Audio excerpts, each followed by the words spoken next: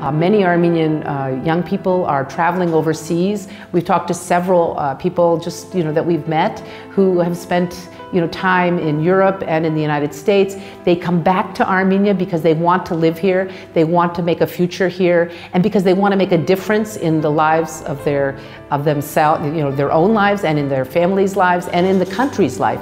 And I think this dedication is very, very encouraging and positive, and I hope it will continue. I hope that Armenians, the young people in particular, will bring about a lot of the changes that we'd love to see in the society.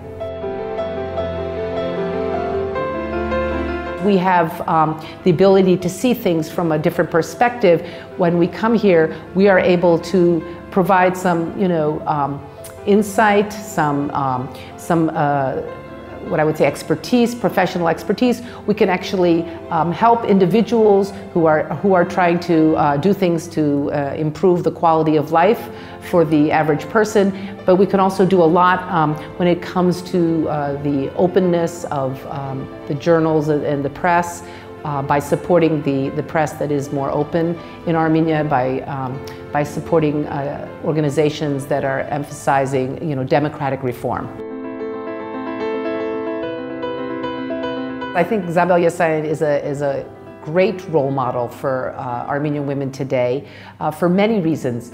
She was very passionate about her struggle for human rights and social justice. And she learned this, or she became aware of this at a very young age. She was the oldest of 3 girls, and her father and her used to talk a lot about issues related to women's rights and human rights. He was very interested in these issues. He believed in equality of people of different groups, and they lived in Bolis during the late 19th century. She was born in 1878, and this was a time when Bolis was a very multicultural city. So they were living among Turks, among Greeks, among Jews. So it was a very multicultural place, and he would emphasize that everyone had the same dignity, every human being had the same dignity, and she learned a lot from that. So I think that there are many issues that Armenian women have to address, both in the diaspora and in Armenia. And I think a lot of them have to do with the issues of their voice and using their voice. I think that Armenian women tend, for a variety of reasons, to be more silent than their male counterparts. I think it's very important to be writing about issues that are important, and especially if you're involved in anything related to politics, to be writing about these issues. So it's really important for Armenians in the diaspora to link with the organizations and the women in particular who are working towards making a difference and changing the overall sort of environment for the lives of women, really, who are working to improve the lives of women. And when you do that, you're really improving everyone's life.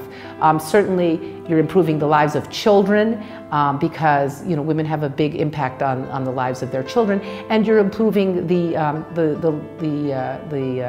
life of the family, because women again play a big role there. So you're making a difference across the entire society and community, and so these are crucial things that I think Armenian women can address.